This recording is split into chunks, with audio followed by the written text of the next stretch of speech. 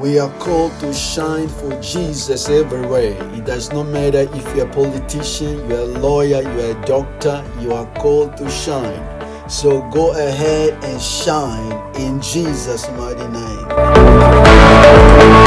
Glory to God. Can you repeat after me? I was created to have dominion in this life through relationship with Jesus Christ by the power of the Holy Spirit.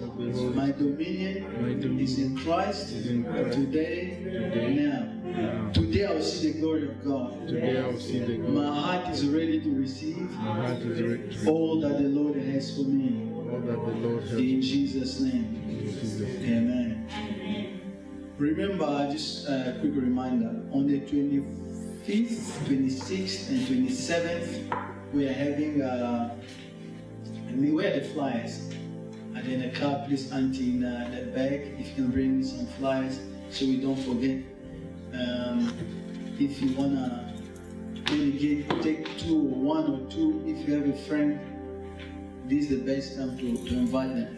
Because when you invite people earlier, they have time to prepare, to speak to their friend. Some people, they have their own arrangements, so it's the best time for them. And I'm here every Saturday, so I put flyers in people's places and speak to them, trying to get them to come. You know. Amen, amen. I want to go to Luke chapter number 5. Luke chapter number 5. I know we're still talking about the glory and all that, but today I want to look at something really that will bless us and how Peter came to the place where he experienced the glory of God. By Luke chapter number 5, from verse 1 to 7. Luke chapter number 5, from verse 1 to 7. I'll read. The Bible says, so it was, as the multitude praised about him to hear the word of God, that he stood by the lake of Gennesaret and saw two boats standing by the lake. But the fishermen had gone from them and were washing their nets. Then Jesus got into one of the boats, which was Simon's boat. He asked him to put out a little from the land, and he sat down and taught the multitude from the boat. When he had stopped speaking, he said to Simon, launch out into the deep and let down your net for a catch. But Simon answered and said to him, Master, we have toiled all night and caught nothing. Nevertheless, at your word, I will lay down the net. And when they had done this, they caught a great number of fish, and their net was breaking. So they signaled their partners in the other boats to come and help them. And they came and filled both the boats so that they began to sink. Amen. I know we all know this story. The disciples, they were fishing all night. They caught nothing. But when Jesus came, they were able to catch so much fish to the point the Bible says they called some of their partners and they put some of their fish that they caught in their partner's boat to the point that two boats began to sink. Amen. I want us to look at the scripture because it gives us the glimpse or a picture of what the glory can do in a person's life. Now I want you to know the Bible says that Jesus came to a place where the multitude, verse 1 said the multitude were praising to him to hear the word. Multitude, a lot of people, countless people, innumerable, you can't count them, so many of them, when they saw Jesus, they came. That's what we told the man of God yesterday. I told him, Pastor Papa, listen, what people are looking for is not program. What people are looking for, Sister Media, is not thank God for us worship. It's not that. People are looking for Jesus.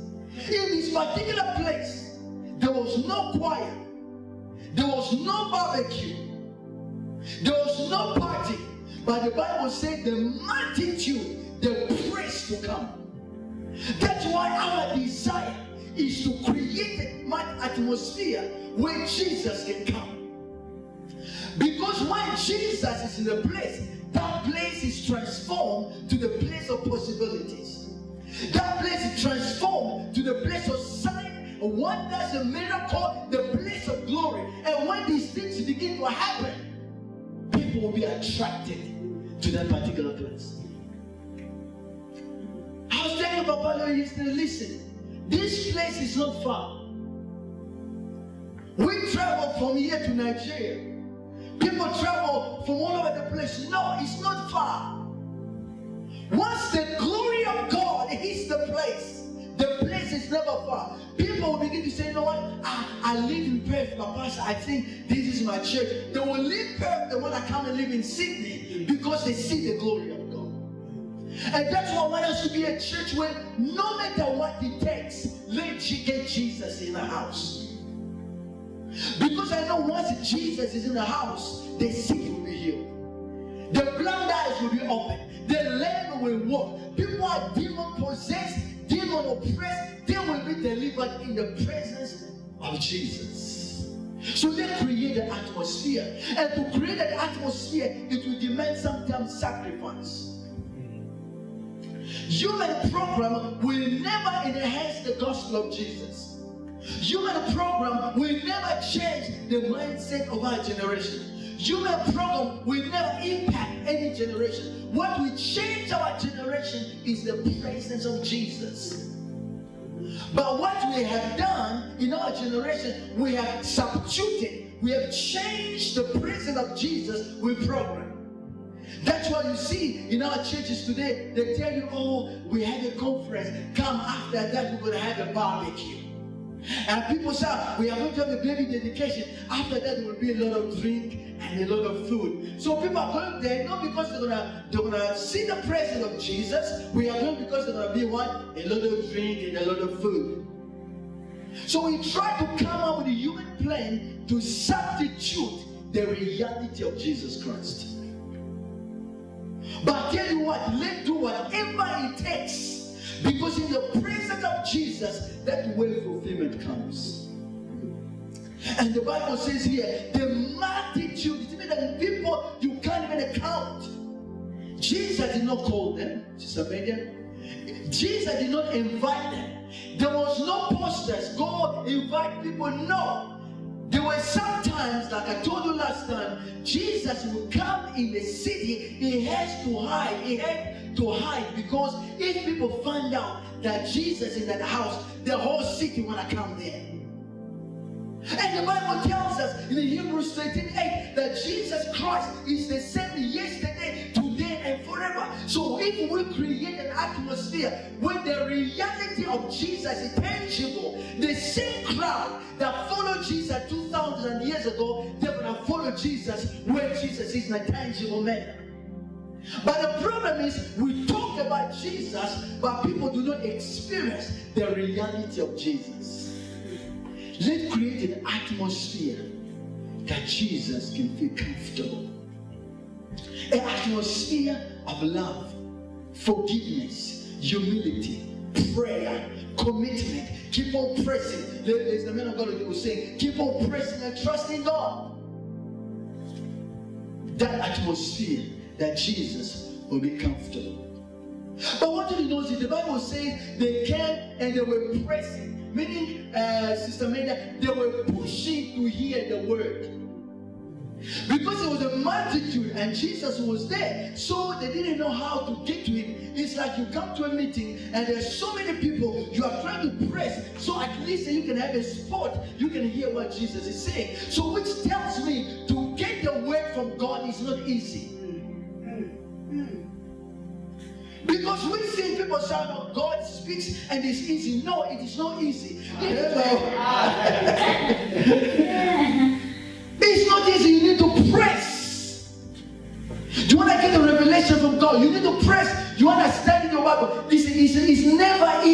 of flesh to spend time in the Word and begin to learn and begin to know what God is saying to you. It's not easy. That's what the Bible said. They had to press. Another way, there will be opposition. The opposition of your flesh, opposition in your environment, opposition in your schedule, your opposition in your business, whatever in your family. There will be something that maybe I have to watch the TV. Maybe I have to eat first. Have you noticed? Only the time when you decide to read the Bible, something will come up. Only the time the baby starts crying. Only the time when your husband says, "Oh, I broke with on that color. Can you make some food?" Only the time where you decide to read the Bible. But you see, these people had to press. Which suggests to me that there is a position.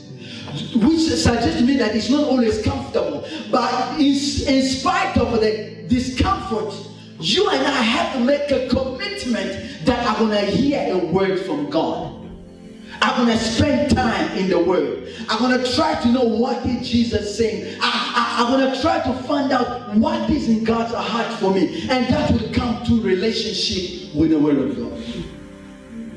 They had to press. They had to make a way.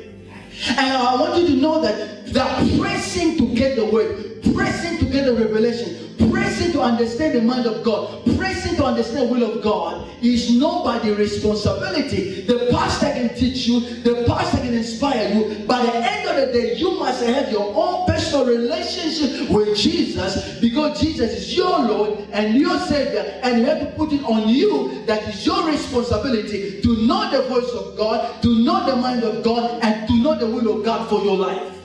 Because Jesus said that my sheep know my voice.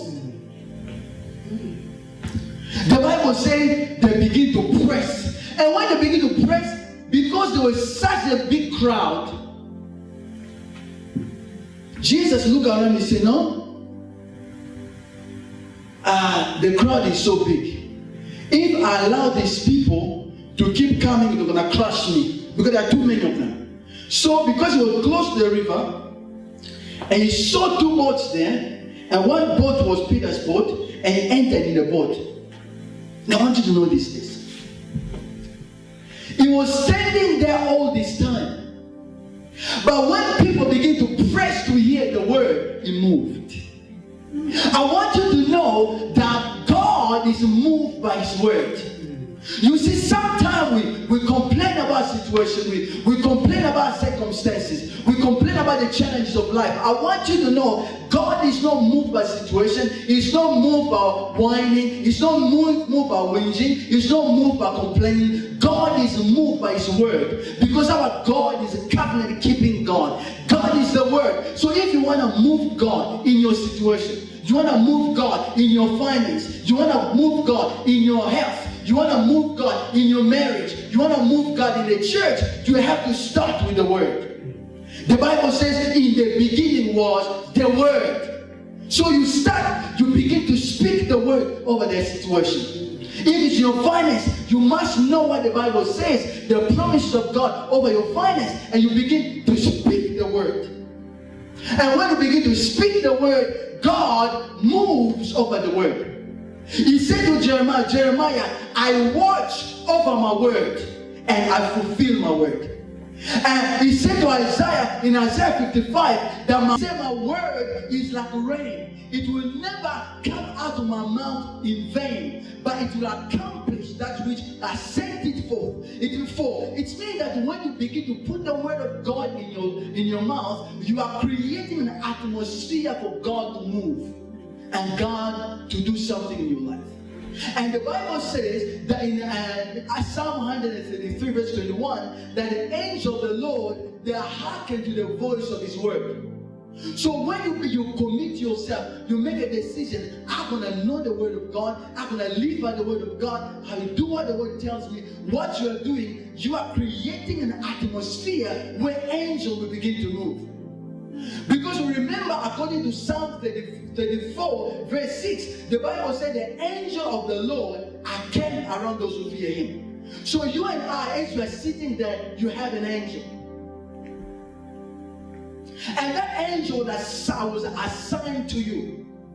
But for you to instruct that angel, you must know the word of God. Because those angels, they only respond to God's word. You can't tell an angel, please can you do this for me because I don't know what to do. No, you must tell an angel, right now I want my son, I want you to relieve, I want you to go for the protection of my children because they are not at home or maybe they're on holiday. Why? Because the Bible says that God will protect my children. So what you do now, you use the word of God to instruct the angel that God has assigned to you.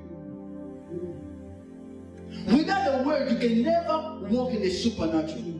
Without the word, you can never see dominion. You can never see the glory of God. Our God is glorious and our God is the word. To activate God, to cause God to move.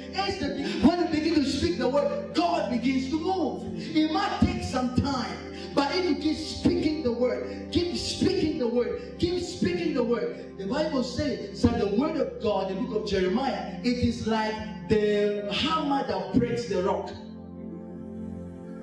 River, it has a lot of big rocks there. So people will be hitting the rocks. And sometimes you can see big rock as big as this place here. You can see a young man there with a small rock is hitting slowly, slowly, slowly, slowly, and making a path until they're going to make the whole truck. The next day you're going to come, or next week or next month, the whole rock is gone.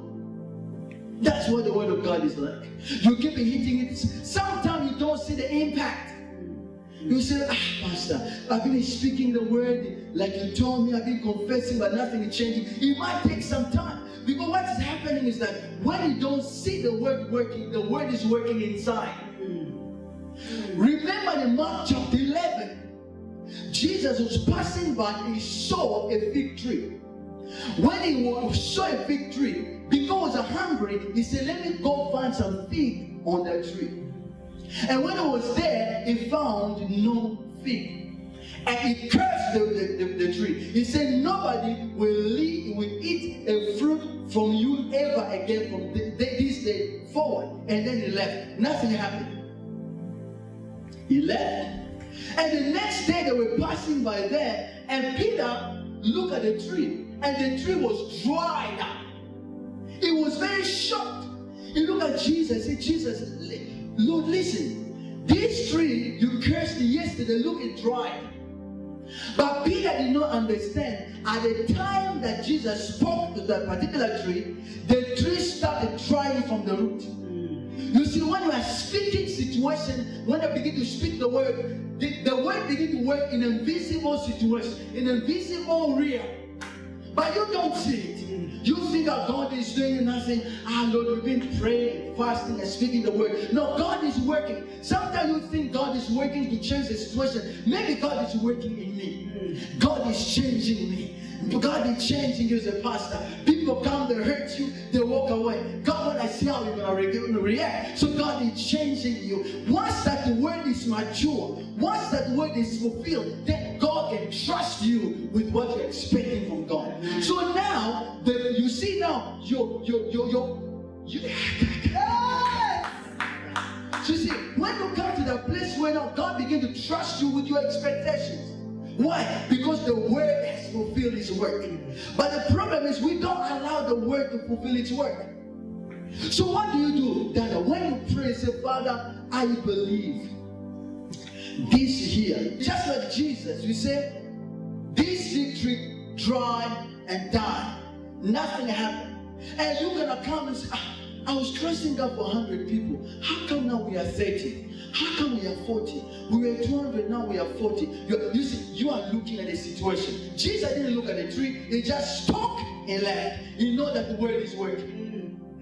So what do you do when you speak the word? When you speak the word, from the time you speak the word to the place of manifestation, to the place you begin to enjoy that particular word, you have to begin to thank God. Say, Lord, I thank you because 100 people, they are their way. When you come, nothing is happening. You say, Lord, I thank you because I can see them coming. Father, I thank you because I can see them traveling from every corner. They are coming. Nothing is happening. You are speaking it. Why? Because the Bible says, our God, Romans 4:17, our God calls the things which are not as though they were. God called the invisible as if they were visible. So you begin to walk in the dimension, you begin to walk in the realm of your own prayer. If you believe God for finance, begin to speak it and begin to thank God for what you're asking. That's why you see, thanksgiving is a breeding ground for manifestation of divine glory. I said thanksgiving is a breeding ground for the manifestation of divine glory. Because when Jesus came in front of Lazarus' tomb in John chapter 11, imagine someone died 4 days.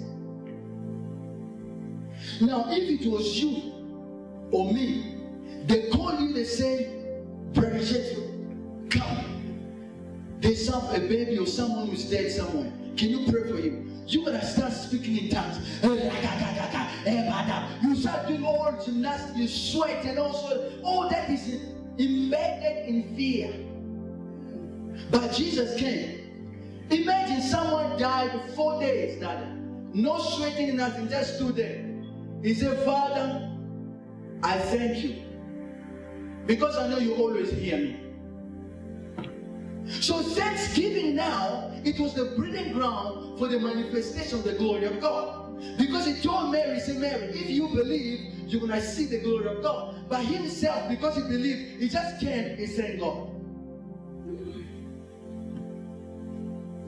So God is calling us as people of glory. If you are going to see the glory, don't begin to wait. When we come here, we're going to say, Lord, we thank you that your glory is here. Father, we thank you that people can't wait to come in this place. We thank you, we can see that happening. You say, begin to speak it, begin to confess it, begin to prophesy it.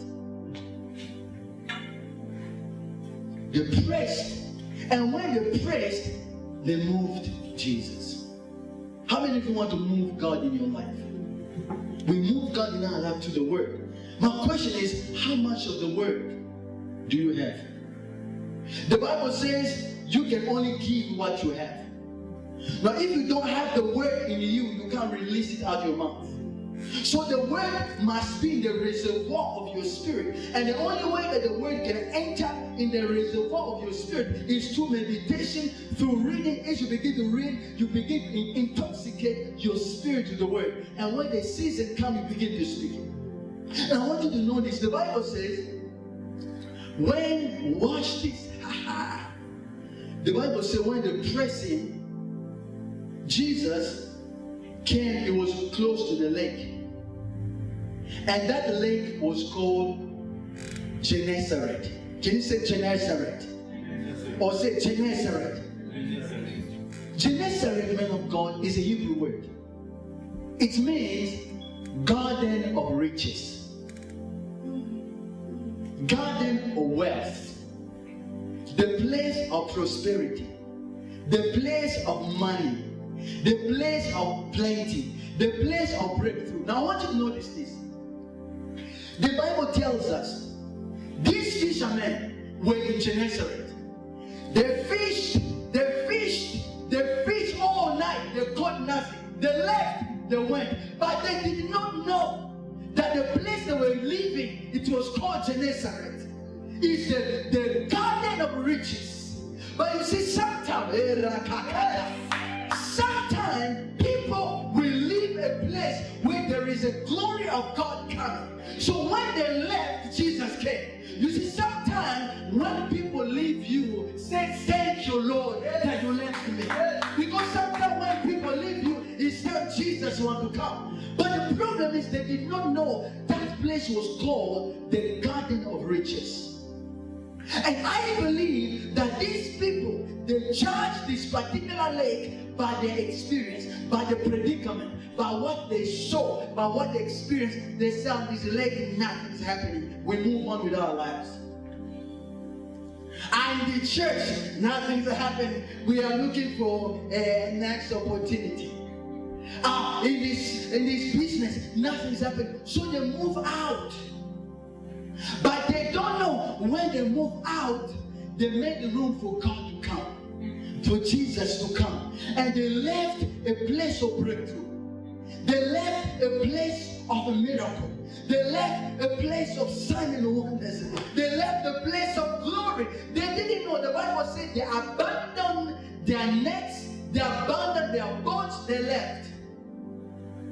Now when Jesus looked at Gennesaret, you see what I want you to know, that when God looks at you, Sister Media, He does not look at you based on your condition. He looks at you as a man of God based on your potential. He knows your destiny because He created you. He put His DNA in you. He knows what you carry. But sometimes you look at yourself based on your circumstances. You look at yourself based on what people are saying about you. But when people left it, Jesus not leave Gennesaret. He said, you leave, but I will come. Yes. You see, God, that's why I begin to realize, you know what? What people say, what people see, what people remarks are irrelevant. What matters is what God is saying. Jesus came. And what did the Bible say? The Bible said when Jesus came, He sat there. He sat there. And I wonder, these people left a place of prosperity. And I think it's natural. It's natural. It's human. It applies to everyone. When things are not working, it's natural to leave. If you're in a company and you see this company seems like it has no future, I don't think anything could ever come out of this company, I need to look for another company. Or you say, this job, I don't think the job is a good job for me, there's nothing happening, you want to leave the job. So it's a natural response when things are not working to move up. In Genesis chapter 26, the Bible says there was a famine in the land. When there was a famine in the land, Isaac was in that particular land of Gerar. He went to King Abimelech. He began to discuss with the king, I have to move on from this land. Why? Famine in the land, no food.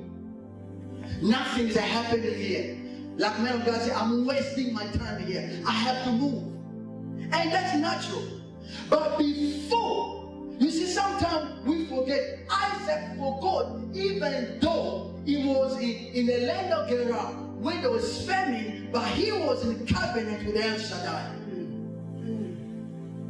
And as he was trying to move, God came to him. He said to him, Isaac, in Genesis 26, he said to him, listen, don't leave this land. Stay in this land. Which land? A land of famine. That nothing is there. Everyone is living. And God said to him, don't leave, just stay there. You see, your place of breakthrough is not according to your own ability. Your place of breakthrough is a place that God has assigned for you. And he dwelt there. Nothing's happening, he dwelt there. And the Bible says when he stayed there, God blessed him the same year. He left. And sometimes you might be in a situation right now, you're wondering, I just want to give up. It's just so difficult. I'm trying to pray. It is hard to pray. I'm trying to do this. You're feeling like it just don't give up. Keep on holding on. Keep on trusting God. Keep on relying on God. Keep on depending on His faithfulness. As the man of God said already, that our God does not sleep or slumber. Our God cannot lie. If He says something, He will do it. They left the garden of riches. They left the land of prosperity, the land of the flourishes. A lot of the miracles said it was there. But because they judged it by its predicament, its condition, what it was going through, there is nothing on this land, let it move on. But the Bible says, as they moved on, all the fishermen left. But the Bible said here, what did it say? What the Bible says?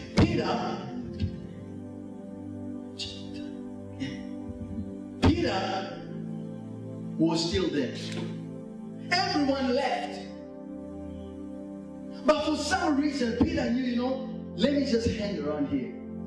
You see, sometimes we just need the grace of God. Not sometimes, all the time, we need the grace of God to be able to hold on to things when they are not working. Nobody will invest in a company that's going down.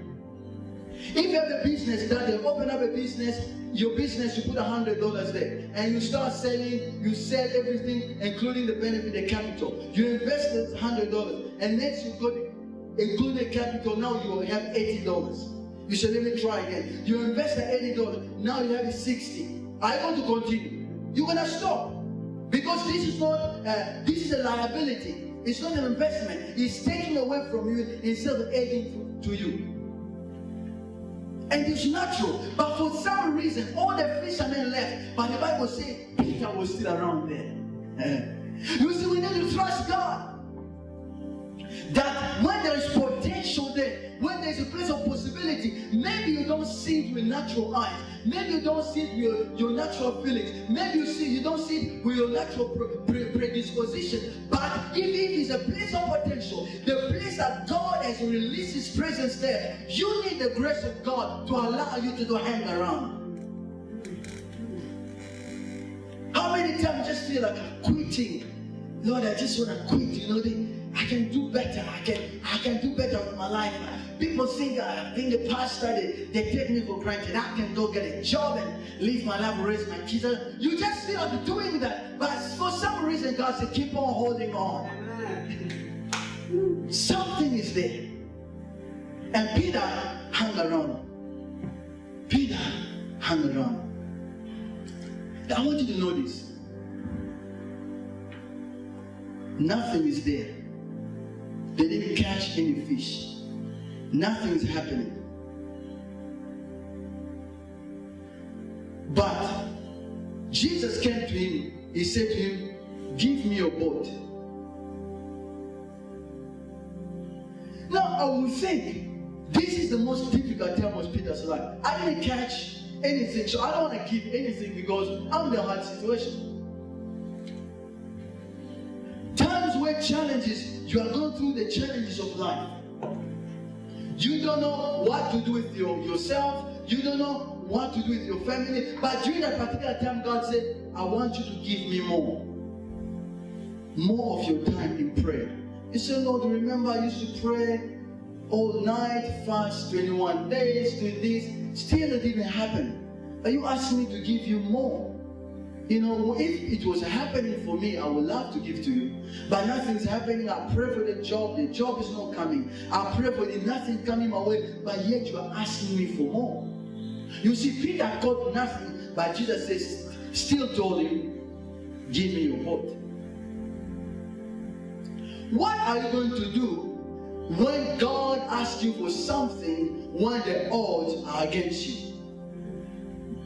What are you going to do when what God is asking you does not reflect your current reality? What are you going to do when you find yourself in impossibility, but God is placing a demand on your impossibility?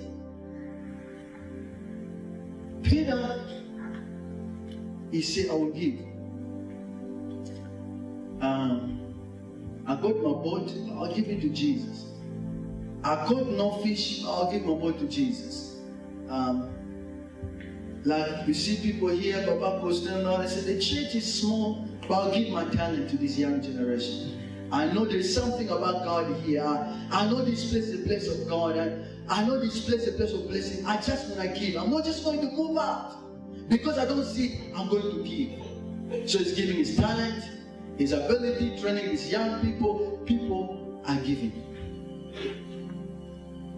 You see, when he gave to Jesus, now sometimes this will happen. When you give to God, you pray, you fast, you want the things to happen right there. But Jesus took the boat, man of God, he sat in the boat, he began to preach. And I began to wonder, God, why are you preaching when these people, they didn't catch fish, they are tired? But Jesus just sat there, the Bible said, he began to teach the crowd. And I believe what was happening, Jesus knew that this place is a place of riches. This place is a place of wealth. This this place of prosperity, but it has been affected by some reality. And some of us, you might be blessed, you might be in a place of wealth. Some of us, we are living in Australia here. Australia is one of the richest countries in the world. You are living in a place of wealth, but yourself, you are living in poverty. You are living in a place of wealth, but you don't have a job. You are living in a place of wealth, you don't have a consistent, reliable income. You are living in a place of wealth, your credit is in negative. It means that you cannot go to get a loan under your name. You have to say, oh, Papa, I'll use your name and I'll pay you. Jesus. Because you don't have a credit. No financial profile. So when they check, they say, what's the media lament? Oh no, we can't give you money. You see, they were in Gennesaret. But when Jesus came, you see, it does not matter what is your predicament. Listen to me. I told you, that's why I love saying it. I love saying it when the church is like this. Dada, I've been saying this for the past 6-7 years. This church is one of the influential church in the Asia Pacific. I say it right now because 10, 20, 50 years from now, you're going to watch these DVDs. And you will see, my goodness, so he knew what he was talking about. So we are sitting in a place of wealth, but there are sometimes realities of life. Some of us might be demonic powers that are contending with us. They are stopping us from enjoying the wealth where God has placed us. That's why they left. And there's some people, they are leaving marriages. Some people that are living potential marriage. Potential woman is, this woman, I'm tired of her. She has such a temper. I'm divorcing, I'm walking out. But you are looking at this woman based on a condition, but you don't know there is wealth under that. Or I'm leaving the church because nothing's happening. It's boring. But in the boredom, there is a potential glory there. Jesus had 70 disciples. 70 disciples. One day he began to teach them. In John chapter 6, he began to tell them, listen, I'm the bread that came from heaven. My blood is drink indeed. You need to drink my blood and eat my bread. People say, who can take this? They all walked away. But they didn't know they were walking away from the very God of heaven. And God was preparing them because the 12 disciples now, their names are inscribed in the New Jerusalem, and their names are pillars in the city of God in heaven. So they know they were walking away from that because they felt offended by what Jesus said. I wonder what you are walking away from because you are judging it by the way it's looking. You say, these children they are running me crazy. I will send all of them back to Africa. But you don't know, you're walking away from the very potential, divine potential that God has placed in your house. You don't see it. You just see their trouble. They give me a headache, and you just see that. And the 60, they walked away from Jesus, the Son of the living God. Man of God was talking already. I didn't want to look at it, but he was talking about Oprah and Naomi. Oprah walked away from Naomi. But Ruth, for some reason, she realized there is wealth in this woman. And this woman is the daughter of Abraham. She's the covenant with the living God. I know she has problems. She lost her husband. And because she lost her husband, she lost her 2 children. Probably everyone now is talking about her. How can your husband died, your 2 children died? People are going to be talking. Something wrong about that woman. People begin to stay away. How come people just come to church and they leave? Something wrong about that church. How come? But Ruth looked at it. He looked. Ruth said, no, there is something about this woman. So Ruth did not know. When she went past the superficial thing that people look at, what she was connecting with, she was connecting herself with a destiny that had to release her to become the great mother of Jesus Christ. Ruth became the great mother of Jesus Christ. Why? Because she refused to look the way people look at in the natural. She passed the natural. They say, you know what? There is a potential in this old woman. And I'm gonna connect myself. Son, connect yourself. Yes. She connected herself. They left. Jesus began to teach. He began to teach. Then he came to Peter. He said to Peter, Peter, I want you to cast your net in the deep. Peter said, Master, we caught nothing. So he began to tell Jesus by his experience, we've tried this before. I know Pastor is saying we just have to believe. We did it before. I know Pastor said we just have to pray. We prayed it before. I know Pastor said we need to fast. We fasted before. But this one was different. Jesus said, I'm asking you, launch into the deep. Now watch this. You see, there are a lot of things you have done for God, you have forgotten. Peter forgot that when Jesus was preaching, he's the one who gave Jesus the boat. Jesus was able to touch the multitude because he was sitting on Peter's boat. There are a lot of things we have done for God in the past you have forgotten, but God has an agenda. God has a profile. God is looking at me. There is a dynamic. I know what you did. You were 20, you were 19. You risked your life for me. You went on the street of South Africa during those days. You are preaching my son Jesus Christ. I know what you did.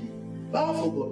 The lady, you were 20 when a white young girl in Africa wanted to rape me. I ran away because I feared God. He said, I saw that. Now, I don't know my son if he carries that about me, my genes, so. Yes. Amen. Amen. God, you say all that we have forgotten. God said, I remember when you emptied your bank account once to give to your pastor to start a church. But I forgot all that. So Peter, you see, you've done so much for God. You have prayed, you have fasted, you have sacrificed, you have driven people. In the night, we say, you and me really be fitting well. And I don't know why people say that. I said, Papa, this is the last time. No more dropping a sick and walk. You see, all that. I know where she was coming from. If a woman is telling you that, she's saying something different, isn't it? If it was crooked, you'll say, I know that. Even myself, I have feelings. And that's you see. So what I'm saying is that you've done so much for God, you've forgotten.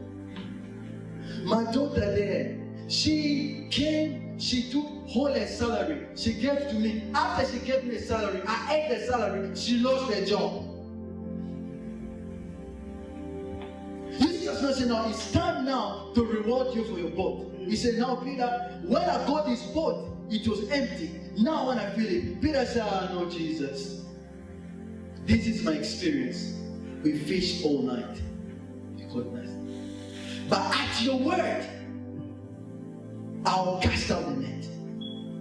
The Bible says, he cast out the net. They caught so much fish to the point the net were breaking.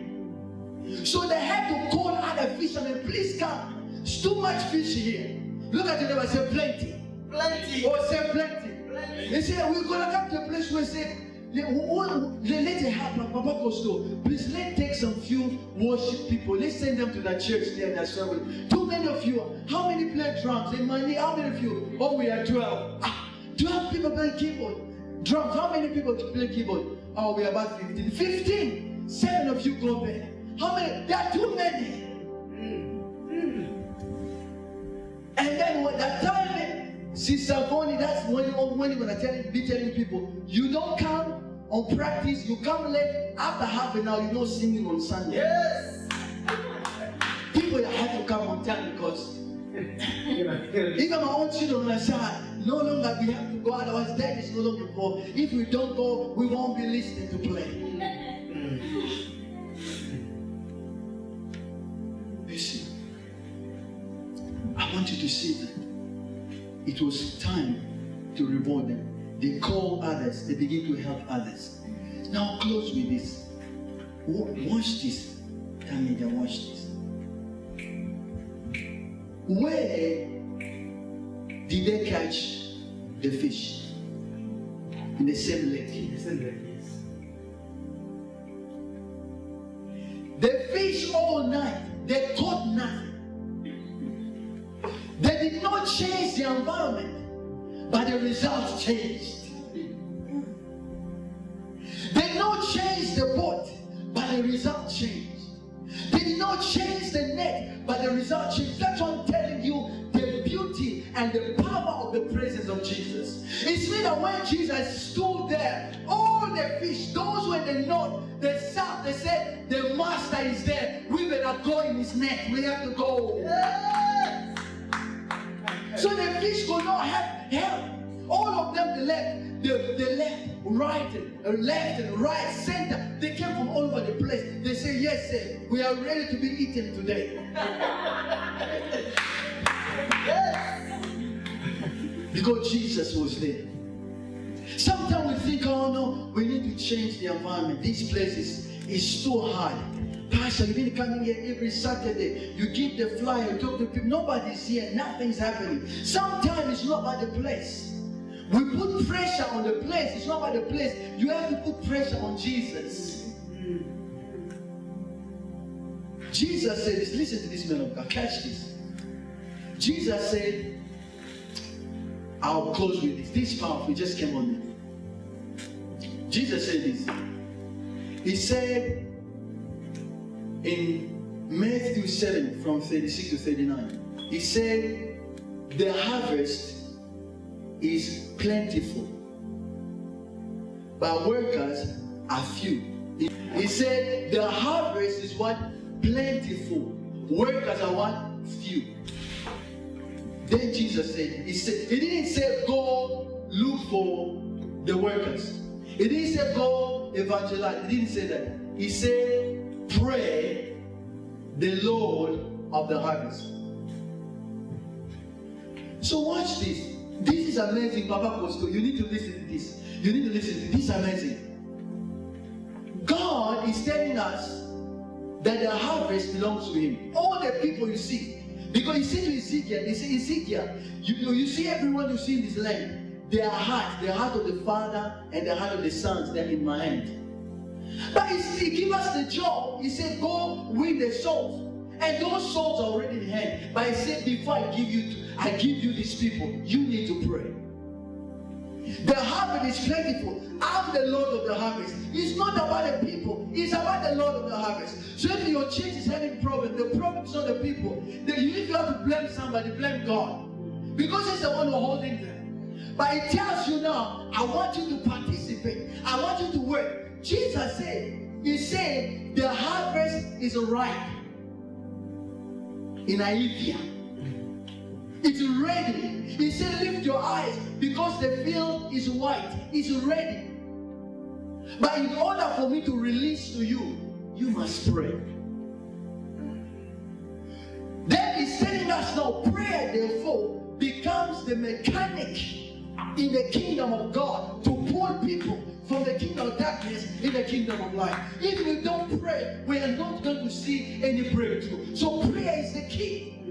That's why you see when Jesus came there, He didn't start straight away and say, okay, fish come. No, because remember also fish represent what? Souls.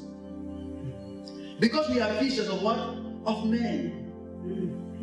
But Jesus didn't come straight away and say, give me your boat and then now go to fish. No, the Bible says He said, He began to speak. So when He was speaking, these words were affecting the atmosphere. So God is calling us and saying, listen, Before I do it, I want you to begin to pray. That's why, please, Wednesday come. The problem is not the people. I'm telling you, the problem is the Lord of the harvest. He said, if you pray, I will send. And what happened? Peter experienced the glory of God that day. Where? In the same place. Which place? The place where he said it was hard. The place where he said they told. The place where he said we failed. The place where he said we are disqualified. The same place. They did not change the place. They did not change the instrument. The same tools, same place, different result. Why? Jesus was there. I don't know what's going on in your life. Let's just stand up.